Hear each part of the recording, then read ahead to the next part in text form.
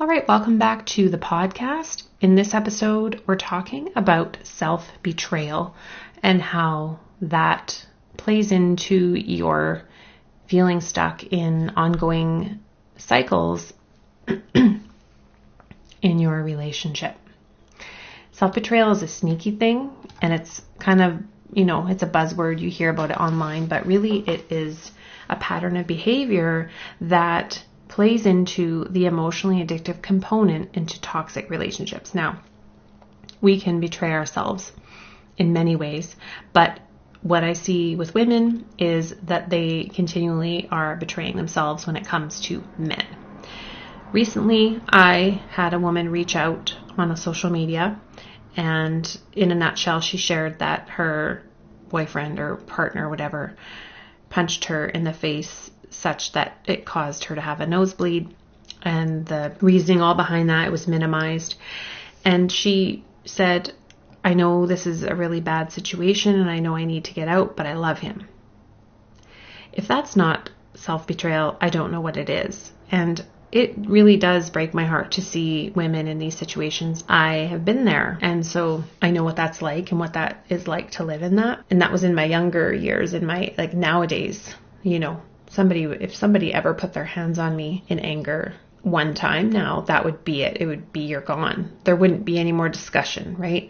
And so this is why I'm saying it's about the work, right? The evolution of our souls, evolution of our inner being, to be able to witness and see things, and even be able to raise your standards to the degree that it's like, hey, I don't even need to be being abused to be able to see that maybe something's not compatible, or I need more, I want more, I desire more. That's when you know you have hit a part in your journey of, I want more than beyond just it's not abusive. I want to feel expanded and supported and growth. I want growth and so many other things. And so that is part of this conversation, because with self-betrayal, we're completely denying our own needs and acting like we don't have any, and really just repressing them. And we wonder why it comes out in autoimmune disease, burnout, and other serious health conditions. And so these sneaky signs of self-betrayal can lead to disease, depression, mood disorders, autoimmune, and other physical health issues. So we definitely don't want to sugarcoat this and pretend that this isn't at the foundation of why women end up in these situations for decades. And so let's go over some of the sneaky signs of self-betrayal that you will probably be able to identify with, at least on some level. Number one is that you explain your standards like you're trying to convince or get validation or negotiate your standards. It could sound something like, it's not that I need constant reassurance, or it's not that I'm insecure, or it's not that I want too much, or this or that. I just blah, blah, blah. And so what you're really doing is you're asking for basic respect or some of your basic needs, but feeling like you need to have a PowerPoint presentation to justify them. And this, again, it's your work to be able to say, no, you maybe don't agree or like that I have these particular needs, but I have them. And sure, there is time for negotiation and things, but this is why in the work that I'm doing with women is that you have to know what your non-negotiables are. You can have needs, but there's some wiggle room. There's some adjustment. Maybe there's a bit of space in there for negotiation. But then there's also the non-negotiable needs. And those are not up for negotiation, and you don't need to explain them or over-explain them. Number two is you're over-invested in understanding his trauma, his pain, his psychosomatic condition, his psychology, his disorders, his whatever. But you're detached from your own pain, your own issues, your own things that you need to focus on. So I've seen this. Women will literally recite his childhood story, but she can't name how her inner child is screaming or how her story is showing up right now. They can recite all of the terminology and the therapy speak and have an understanding of why he is the way he is, but they're not dealing with why they are the way they are. And that's why in the previous episode, I said the question you need to be asking yourself is not, can he change? It's, can I change? And that's where we put that finger back to self. That's the core of the work I've been doing with women since 2019, is because they're so focused. When I talk to women on consults or even in coaching calls, and I'm trying to get to the root of what's going on, they will automatically go right to what he's doing, his behavior. You know, if I try to get them to kind of focus in on what they feel, they don't know what they feel. They don't know what they want. So why is that not the work you're doing to figure out what you want instead of what they're going to do? Most women, when they're doing the work to define their needs, they're lost. And they do get to it. They get to it through the work and processes that I have them go through. But first, it's like deer in headlights. Like, I don't know. I don't think I've even ever asked myself that. Well, that's the work. That's part of the work. Number 3 is that you wait to be clear before you take action. So remember that confusion is often a trauma response, and the clarity never comes. You just get tired. And as one of my business mentors has said, and he always says, and it always keeps me on track, is that action creates clarity. Sitting and thinking and ruminating and overanalyzing and obsessing in thought loops will never lead to clarity. In fact, it leads to more confusion. It weighs you down. It makes you feel like you don't know where to go. And so the remedy for that is to just take some kind of action. If you don't know what the next steps are, that's okay. You can just, today I'm going to do this action. I'm going to take this step. I'm going to do this thing. I don't need to know the steps 1 through 10 right now. I'm just going to do this right now. And as you act and as you take steps, the clarity comes. But waiting around for it does not work. It feeds depression. It feeds that malaise and kind of like you're not sure where to go because you've just thought yourself into like a funk, right? Overthinking. That does not help. Number 4 is you feel guilty for having needs that inconvenience other people. This is especially when those people are used to you over functioning and doing all the things for them. And so then when you start to pull back or ask for needs or ask for things or realize you have needs that aren't being met and you're not willing to go along with that anymore, you have guilt around things that inconvenience other people. That's been a big one for me, I will say, in my life. And it still is.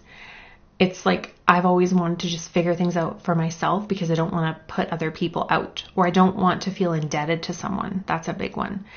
And so I have had some of my darkest times kind of figuring them out on my own. And one of the things that I realized was someone close to me when I was really sick, like I was really sick, but I still found a way to, I guess, seem like I was fine. So they didn't realize how seriously I was ill because I was kind of just holding it together. And that was a big moment for me to realize, you know what? It's okay to ask for help, to ask for support, to let someone know you are doing really badly or you are really struggling. Because I struggled with the wanting to be positive and not want to put anybody out or put my problems on other people.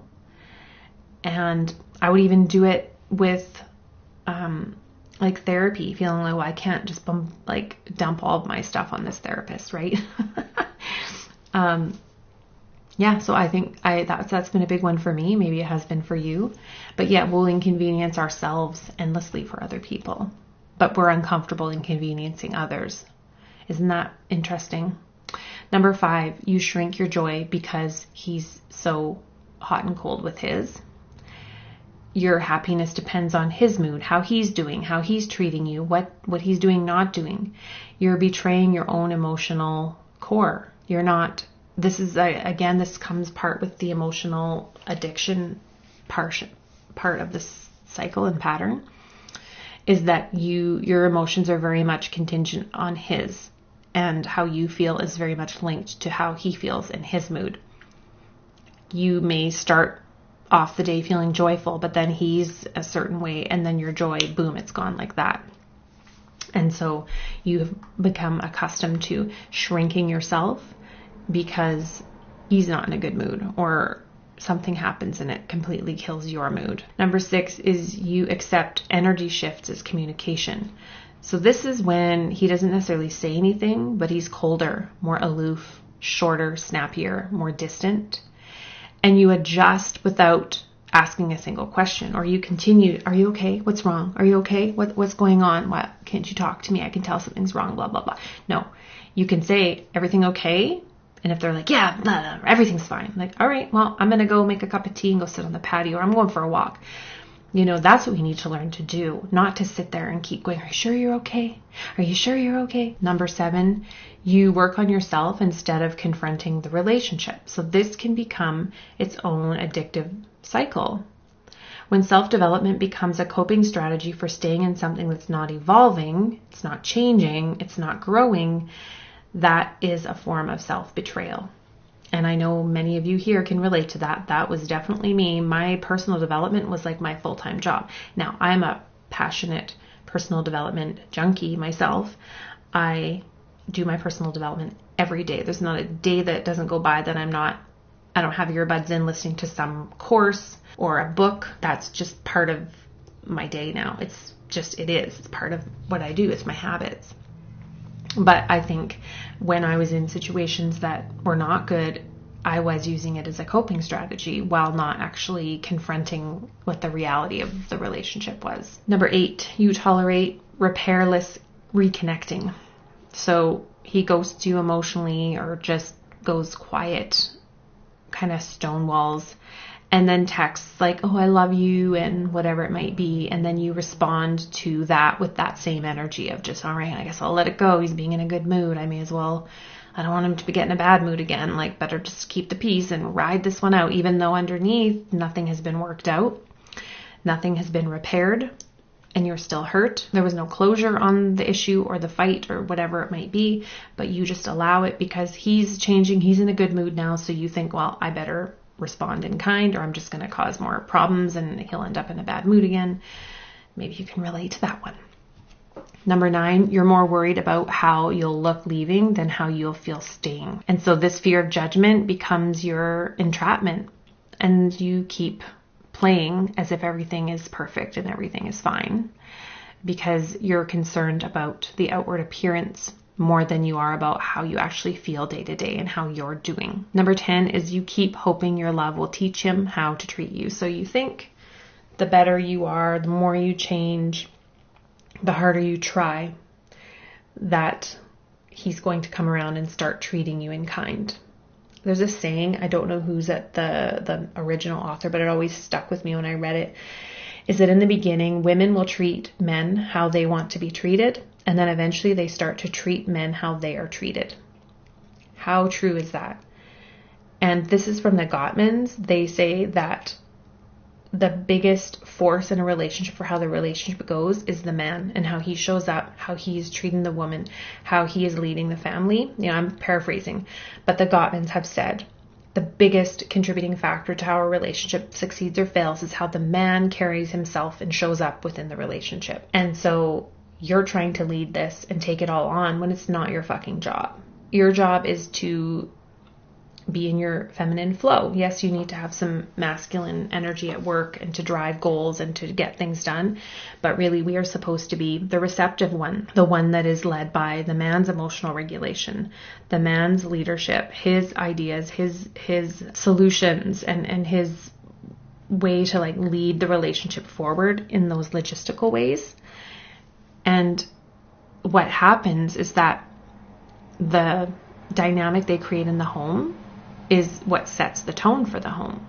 If they're bringing chaos in the home, then the whole family is in chaos. If they're bringing calm, grounded, masculine energy and leadership in the home, that's going to ripple into the family as well, big time, right? You know that. If you have a man that's got his emotional shit together and isn't reactive and in his emotions and having flip outs and all that shit, I have no tolerance for that. Zero, zilch. And so, because I'm thinking, I'm not acting that way, so I'm not going to put up with that from anyone. I rarely get testy and snappy. Like, it takes a lot for me to get snappy. You got to be really treating me like dirt for me to get snappy back at you. Or I have to be really pissed. Because in general, I'm trying to be kind and courteous and respectful of people around me. And so that's how it should be in a relationship. Your man, if he's a man, should be setting the tone in the home of safety, security, leadership, masculine energy. Children thrive when they have that. Not a controlling, over hypercritical type of drill sergeant, no. But someone that can actually back you up. When you say something, they will back you up. They are there to create that secure frame, I guess, like the foundation, just like the studs of the home that supports the home. Then we have the masculine, solid leadership energy that is leading the relationship. So if you keep thinking that your love is going to change him, you've got it backwards. It is him that needs to flip and create a new environment in the home. And so this is why the work is about completely doing a 180, and you put this focus on yourself. You're no longer trying to be the coach, the healer, the therapist. You're no longer over functioning and trying to figure out why he does the things he does or what his trauma is that's causing him to act the way that he does. It doesn't matter. He's showing you he does not have the capability to show up and lead your family or lead you.